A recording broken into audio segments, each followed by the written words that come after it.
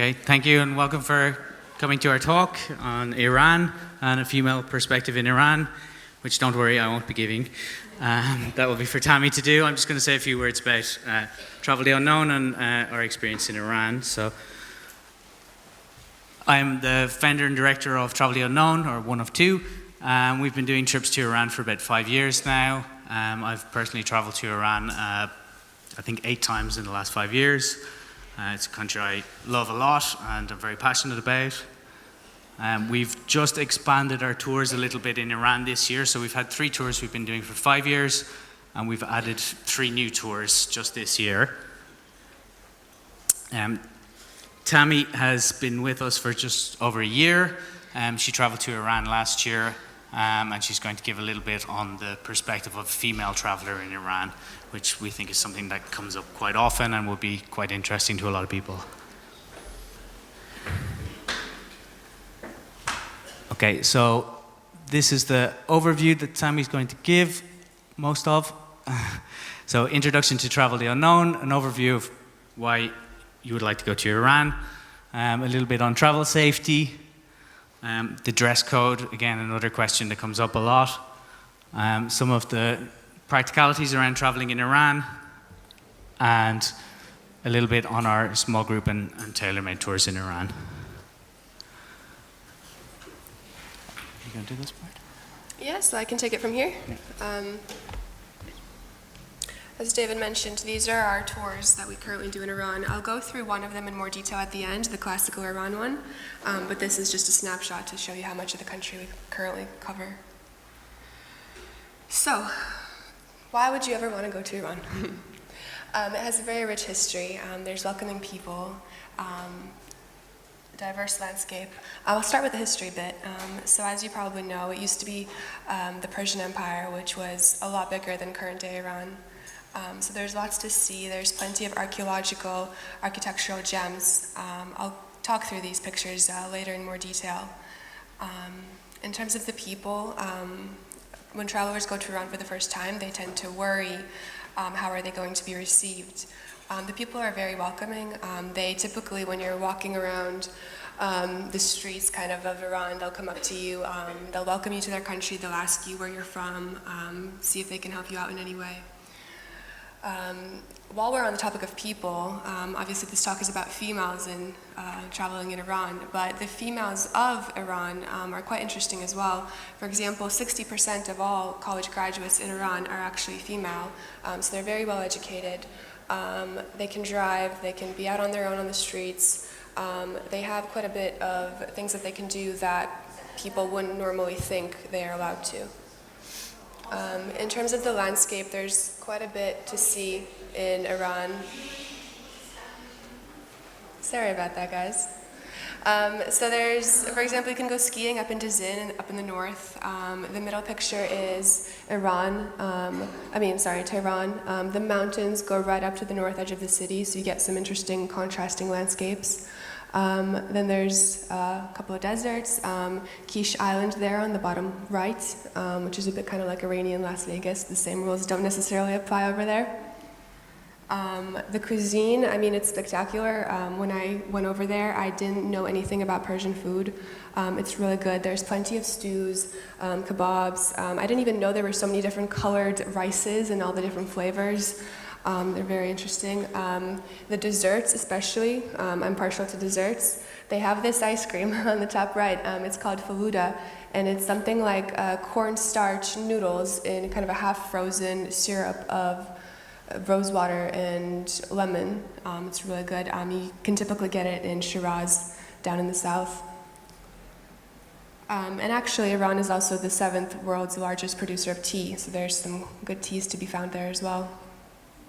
Now, the number one question that we get asked, is Iran safe for travelers? It's absolutely safe, is the number one answer, but I thought I'd go into a bit more detail. So, getting around, when people get into the country, the first day, people are usually a bit apprehensive. They're kind of like looking around, are they fine? What's going on? And then they realize, there's women walking around on the streets on their own, completely safe. There's children playing, lots of families picnicking. It's absolutely safe. No one is watching you when you're in the country. Now, I'll go into this into a bit more detail later on because you are required to have guides with you if you're UK, US, or Canadian, but it's not. I'll get into that a bit later. In terms of carrying cash, so of course, Iran is cut off from the convenience of using international Visa cards and bank cards, that kind of thing. They have domestic ATMs for their domestic cards, but basically when you travel there, you have to bring cash. And it's absolutely safe. That's another question we get. You can store it in your hotel room, in your suitcases. You walking around with cash is not a big deal at all. In terms of crime, it's very low crime, nothing to worry about there. Terrorism, I think that is maybe a growing issue slightly in people's minds, but in reality, Iran is one of the least affected countries in the Middle East for terrorism, so nothing to worry about there. Now, the dress code. So females have to wear a hijab, which is on the right-hand side, is just a headscarf. And you need to have a shirt that's long, kind of like this length, mid-thigh region. You need to have at least 3/4 length sleeves or full-length sleeves that you can roll up. You don't have to wear a full, burqa or chador. That's a misconception. You will see women in Iran wearing those, but that's their choice. It's the religious ones that typically choose to do that. So at this moment, I will show you how to put on a headscarf. Now, I know that a couple of you have already been to Iran, and so my way is not necessarily the correct way of doing it or the best way of doing it. This is just what I had been doing while I was in Iran, so I thought I'd share that with you. I will have to put down the microphone now, just because I can't do it with one hand. So give me a moment and I'll show you.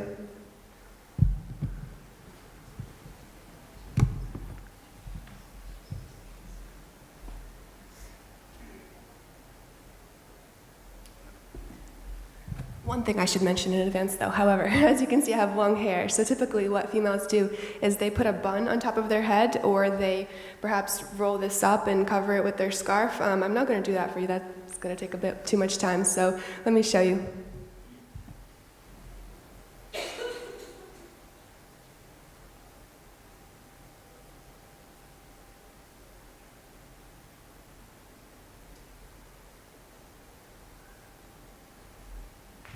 So this is kind of what females in Iran typically do.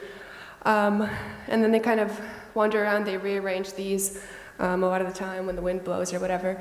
I'm not that big of a fan. I mean, even with my hair, I prefer to just keep it out of my face and, not in the way. So there's another way of doing it to tuck in the ends, which I'll show you right now.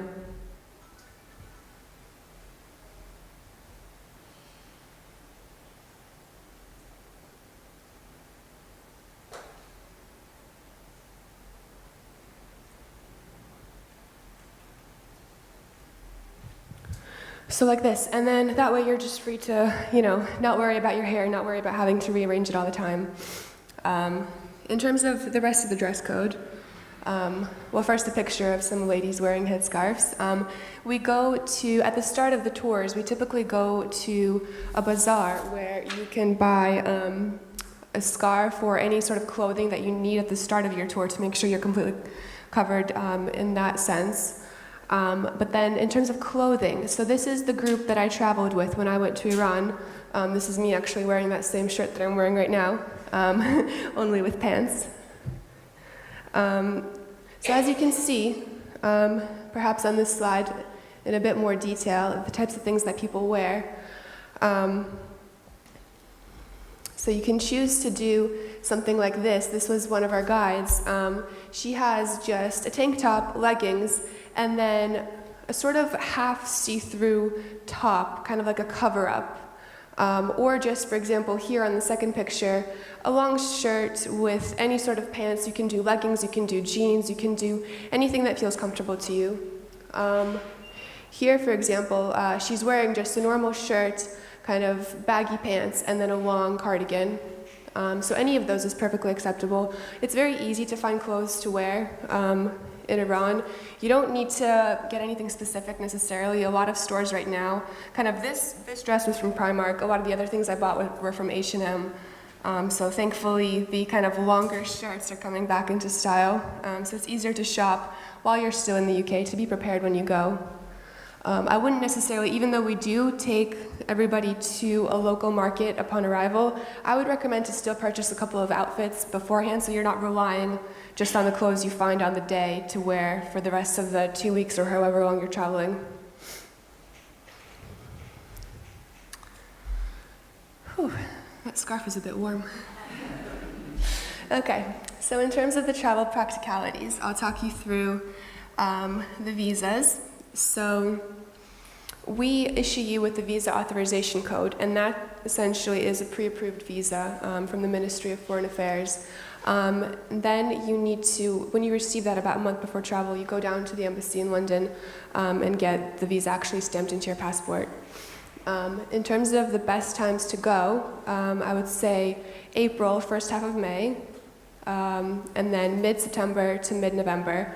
It gets kind of a good balance between daylight, temperature, so it's not too hot.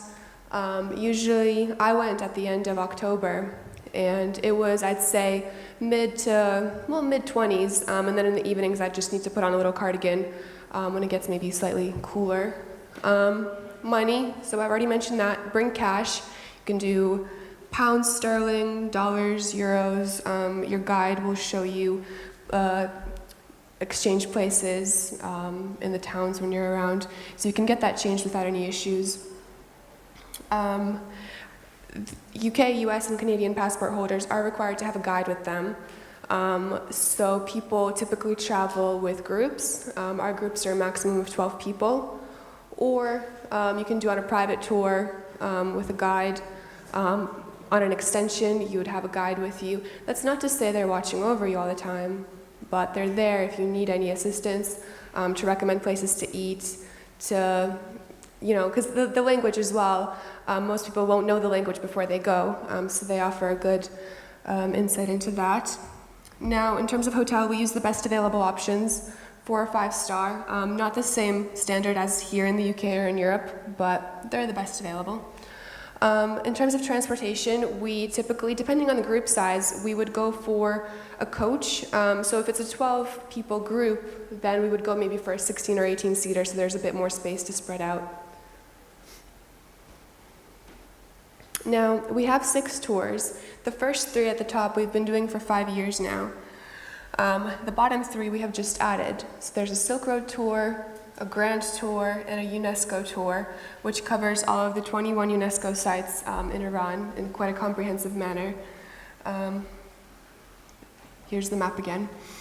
I'll talk you through the first one, the classical Iran, and I'll go through kind of place by place and show you pictures to give you more of an idea. Here's the route. So we start down in Shiraz and we make our way up to Tehran in about 14 days. It's a nice paced tour. We spend 3 or 4 nights in each place, not to be rushed. So the first city where you start in is Shiraz. So that's kind of the poet city. Iranians treat their poets kind of like rock stars. Everybody can recite a bit of Hafez. They say that every home in Iran has a Quran and a book of poetry, and they only open one of them. Now, the picture on the bottom right, that's the Nasir al-Mulk Mosque, also known as the Pink Mosque. And it's very pretty. When the light hits it at just the right way, you get those colorful windows reflecting on the colorful carpets and then reflecting up onto the colorful ceiling. And it's just this wonderful kind of blur of color when you step in. At the top there, those are the Aram Gardens. Iranians are quite particular about their gardens. They have special guidelines of, for example, water is a status symbol. Then they have different tree heights, and there has to be a whole science behind it, really. So it's a really pretty city to start in, Shiraz. Then we go on to Firuzabad. So that's a day trip that you would go on. It's quite off the beaten track. Tourists don't go there basically at all. It's the royal residence of King Ardashir, so it's very spectacular ruins that you get to walk around, as you can see on the top, and you get explained the different elements of the structures and why they were put there. Then you go on to Persepolis, which is, of course, for a lot of people, the highlight of the tour. It's the ceremonial capital of the kings, and this is an overview at the bottom of the whole site. There's two hills kind of here from the point of view, so this is looking over the whole site. Of course, the griffins, everybody recognizes those, and then there's some wonderful details in the walls, and you basically go for the whole day, and it's a wonderful visit to make. Then we go on to Pasargada on the way to Yazd.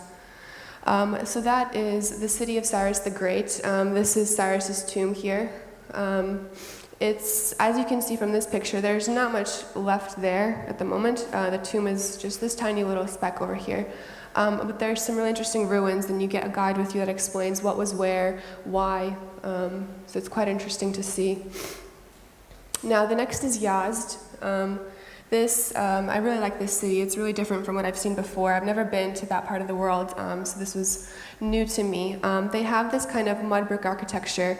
I mean, this is taken outside of Yazd in a village, but it's that kind of scenery that you would expect to see. This at the bottom is, sorry, I didn't catch my breath. This at the bottom is the Tower of Silence. So Zoroastrians, they worshipped the four elements, earth, fire, wind, water. And instead of burying their dead, because they thought it would contaminate the earth, or burning their dead because it would contaminate the fire and the wind, they instead put them up on top of these towers of silence for the crows to take care of, as a way of, I suppose, recycling. And they only stopped doing that about 30 years ago. So it's quite interesting to go up there. They worshipped fire, so there's a fire temple that we go to. It's very atmospheric. You get to go in and wander around. At the top, right there, this is the symbol of Zoroastrianism. Then there's also wind towers that you'll see throughout the city, because the city is quite deserty and quite hot. So to generate wind, they have these wind towers. I'm not sure on the technical ways of how they work, but basically they generate wind throughout the city, and it's very interesting to get to go down inside it and see kind of it in action, where it pulls up, say, pieces of paper, and you get to experiment and see how all that works. Now, Isfahan, lots of people know, it's the classical city. You get to see a lot of pretty mosques, palaces, big squares. The Sheikh Latfollah Mosque, which is this one, is quite spectacular when you go in. The artwork inside, the colors. You also see on this square lots of picnics. Iranians are pretty serious about their picnics. In fact, on weekend evenings, a lot of people will even camp out and just kind of have a picnic throughout the night and go home in the early hours of the morning. Now, next you go to Kashan, which is on the rim of the desert, and you get to see some traditional Iranian homes. So this is one of the bigger ones. You get to go to the Fin Gardens, which is another spectacular example of a Persian garden. And then Kashan is also famous for rose water, so you'll get to see a lot of sellers offering for you to smell their products. This is one of the stands near the gardens. There's lots of different varieties. I didn't even know there were that many. So next we go on to Qom, which is one of Iran's holiest cities. They have lots of seminaries there. It's where they produce their religious leaders. And it's quite interesting. You have to take a bus up to Qom, but then take a local bus to go into Qom. They're quite, it's opening up, but it's still quite a bit more difficult to get into, I would say, as a tourist. Now, then we go to Tehran. Now, it's kind of a hectic city, a busy city, but it's always worth seeing, the capital, I would think.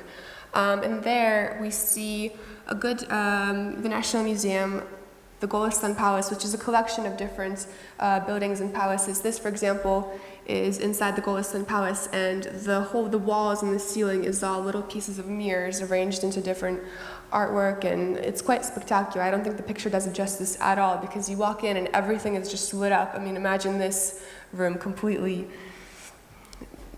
full of light. Then there's the Crown Jewels Museum, which for me was the highlight.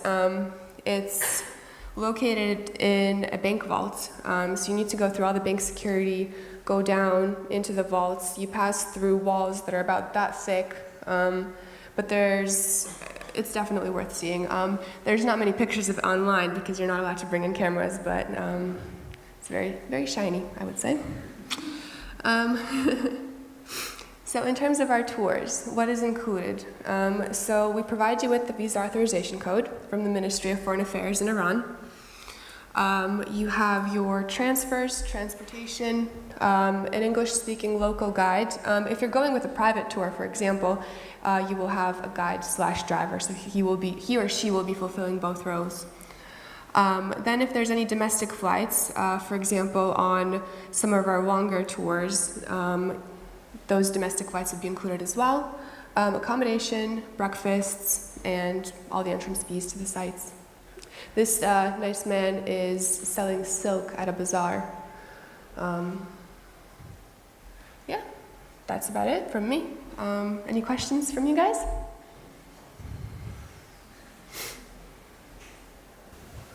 I'll switch over to the map while we do this.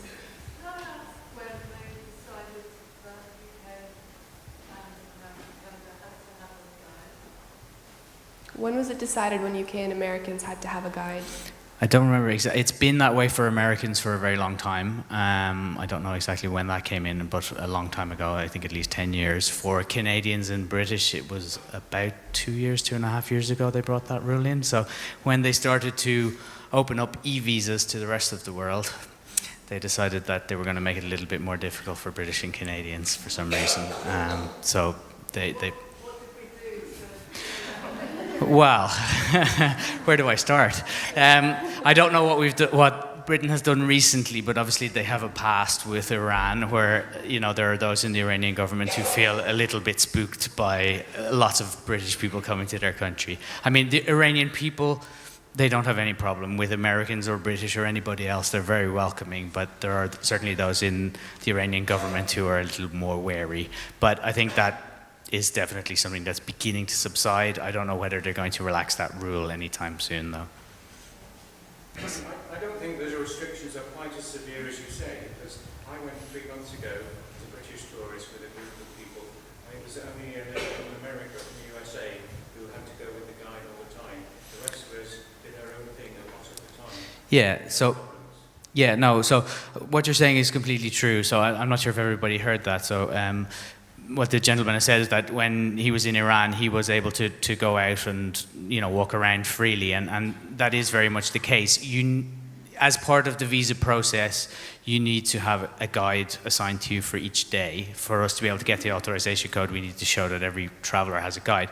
In practice, once you're actually in the country, if you want to go out and explore the bazaar, that's fine. Nobody's going to be watching you. The guides are generally quite relaxed. They are a little bit less relaxed with American tourists. So the bar is set higher generally for American tourists. The guides that are allowed to guide American tourists are a select group, effectively. So that it's not just any guide. So there are certain guides who have been trained to deal with Americans. I don't know. Maybe they foresaw Donald Trump. I don't know. Yeah, well, I'm American, and it was not difficult at all to get away from the group. And not that I tried especially hard, but in the bazaars, I mean, no one's going to look after you which shops you're going to. So there's complete freedom to do that.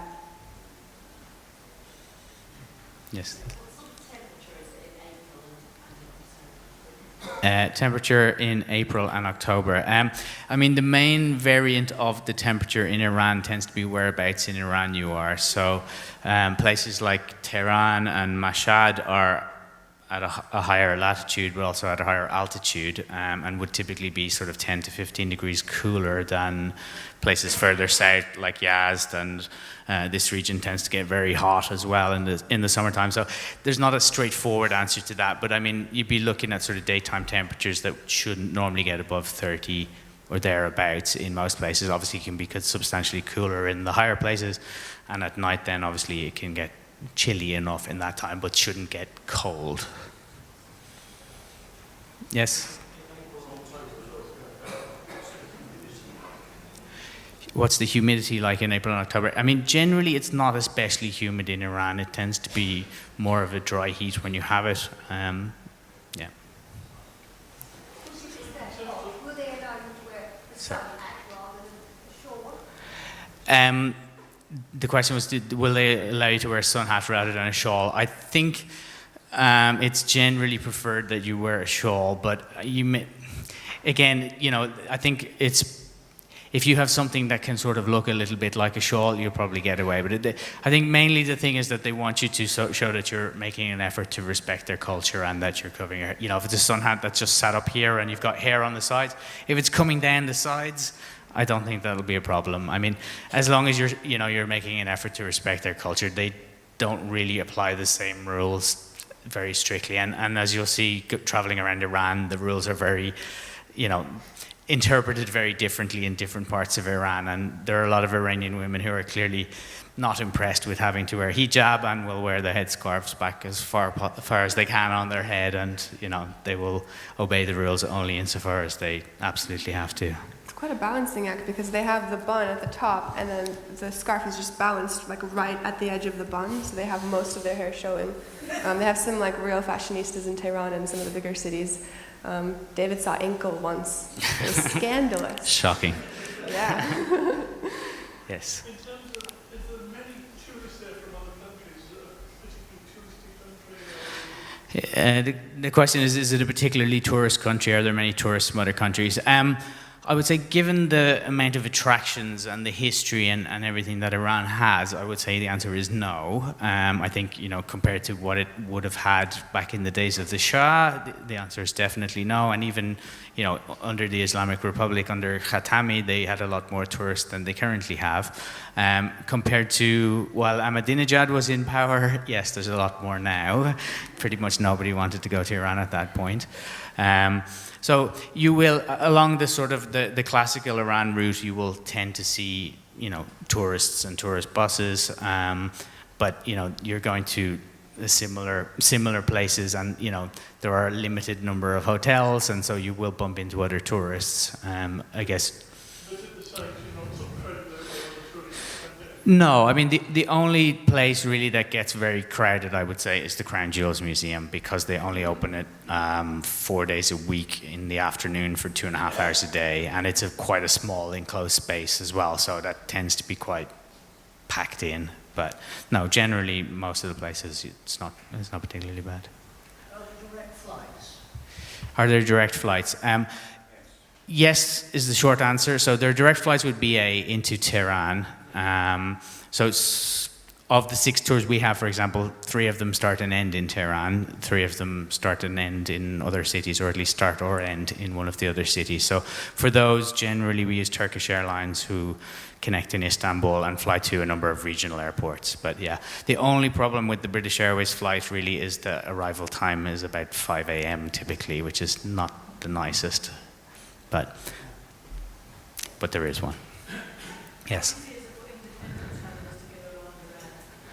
Independent. How easy is it for independent travelers? It depends on. I mean, so I guess if you have a British passport, you effectively need to have a guide. So you would not be able to travel independently in that sense. But I'm not sure exactly how you mean the question. Well, I mean, if you sort of arrived in Iran and want to get down to Shiraz, would you be able to get past easily with your guide, or would you have to take a taxi? Buses shouldn't be a huge problem. It can be done. I mean, they can be quite long. Domestic flights are usually, for something of the duration of Tehran to Shiraz, a domestic flight would generally be advisable. There are trains in Iran. Most of the time they're not great and they're pretty unreliable, and tickets don't go on sale until quite late before the actual trips. The only routes where trains are sort of a viable option are Shiraz to Tehran. There's this every second day train there. That's a nice train and it's quite reliable. And there's daily trains to Mashhad. Yes. Sorry. Yes. I was just going to ask, would you advise, if you wanted to take your Bible with you, for example, or if you were Jewish but British, to take the Bible with you or not? I Do they search your luggage? No, I've never had my luggage searched going in. I don't think there will be any problem as long as you keep it to your private quarters. Yes, I know of people who did go handing out Bibles on the streets of Tehran, and fortunately were able to be moved out of the country quickly before they were nabbed. But I wouldn't recommend that. But no, I don't think it should be a problem as long as they're kept to your private quarters. And I would assume that an Israeli would not be allowed in. An Israeli would not be allowed in. Israel is the only country where you're not allowed to enter. If you've been to Israel and you have a stamp in your passport, as long as it's more than 1 year old, at least in theory, you can still get the visa to Iran. There are Jewish communities in Iran, in Tehran and in Yazd. So it's not, and the Iranian government makes a point of saying that, they don't have a problem with Jews, they have a problem with Israel. Yes? I have a passport that doesn't require a guide. Yay. Any top tips for women actually traveling solo? Top tips. The ladies will be quite friendly in Iran. They'll take care of you. If you ask them something, and for example, their English isn't great enough, they'll find someone who can answer. Other top tips. Obviously, you won't blend in, but if you make an effort to kind of blend in and follow the local customs, I think you will find that people will take you in. I've heard of a lot of stories of people just getting invited, for dinners. They don't take no for an answer, so be prepared for that. Yeah. Yeah, and I think there's a lot, for female travelers, I think there's a lot less hassle in Iran than there is in a lot of other Middle Eastern countries. So, yeah. Get through any other borders into Iran? No, you don't have to fly in, so you can get in from, good question, Turkmenistan, certainly, Azerbaijan, I believe, Armenia, yes, Turkey, I think so, if you're willing to go to Turkey at this time. Yeah, that's it as far as I know. But yeah, so some of the land borders are open, and some of them have multiple. Turkmenistan has 3 different border openings, so yes, you can come in overland. The Silk Road tour that we do, the intention is to join that up. We have a China Silk Road. We will be, from autumn of this year, we'll be doing a Kyrgyzstan, Uzbekistan, Turkmenistan Silk Road. So for those who have lots of time and stamina and money, they would be, in theory, be able to do all 3 Silk Road trips back to back. Yes? Any rules regarding alcohol? Yes. Don't. Yeah, alcohol is illegal in Iran. Iranians get access to alcohol illegally. There's a lot of it in Iranian households under the radar. As a tourist, it's not something you're likely to probably come across. It's quite funny because in restaurants and shops they'll have non-alcoholic beer, which I find funny that they would even mention the word beer, wine, because it tastes like lemonade essentially, but that exists. Yeah, I think there's definitely a market for alcohol in Iran. There's just a rule that says you can't, unfortunately. There's an article on BBC from today and a program, I think, on BBC World tomorrow and on Sunday about Shiraz wine and looking at the origins of the grape. And I think they determined that the grape is actually not originally from Iran, but actually the oldest evidence of winemaking in the world does come from that area.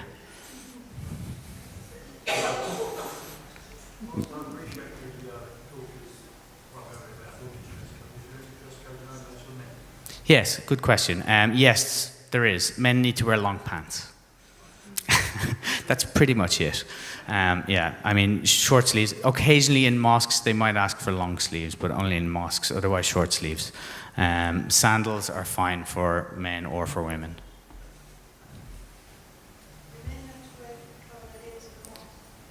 Do men have to cover their head in the mosque? Now, ironically, the opposite. No, men are supposed. If you're wearing a cap, you're supposed to take it off in the mosque. I don't know why.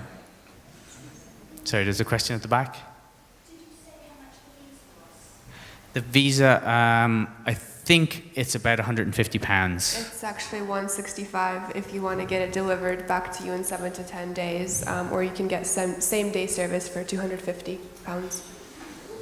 Okay, so generally you'll get the authorization code about 6 weeks before the trip, so you have 5 weeks effectively to get to the embassy if you're going to get the cheaper one to get back to you in a week. But yeah, I guess you'd need to be without your passport for a week in the last 6 weeks before travel. If you really can't, then obviously there's the £250 option. Do you have to go to the embassy in London, or in Manchester or somewhere? There's no other embassies in the UK that you can get it from, only in London. It is possible to get it from an overseas embassy, but we would need to know that at the time of applying for the authorization code, as the authorization codes are issued to specific embassies. Will you say about getting the authorization goes 5 to 6 weeks before, but does that mean there's actually a deadline, like, before the tour, like, but like, you know, the last couple of weeks before? Yes, typically. I mean, again, we have some leeway with this. It typically takes so we can't apply for an authorization code more than 3 months before a tour. So we will typically take all the details we need at the time of booking. 3 months before, we'll apply for the authorization code. That takes about 6 weeks. And then it'll take a week ultimately to get we can expedite that for most nationalities, bar Americans. So, you know, if we're running late, we can, you know, so you can contact us. It's advisable if you have your eye. The other thing is that the Iran trips are quite popular at the moment, so they do sell out. And if you have your eye on a particular departure, it could sell out. We do have sort of, for some of the tours at least, we do have sort of backup dates that will open up if one of them fills up, but not for all of them.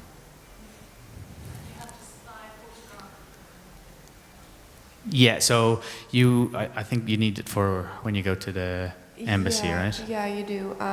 In fact, if you want to come up at the end, we can take down your email address and send you all of the detailed visa information. So if anyone wants to do that, we can. Yeah, send that. we sort of have a standard practical email on Iran. If anybody wants to give us their email address, we can take that down and we'll send you the practical information around the process and exactly how that works. But yeah, you need to. I don't know if you absolutely need to have the head covered in the photograph, but they advise you to do so. I think that about covers it. So if you guys have more questions or you want to speak in privately, come see us at stand AP36, which is just on the right when you exit. And thank you very much for coming. Thank you.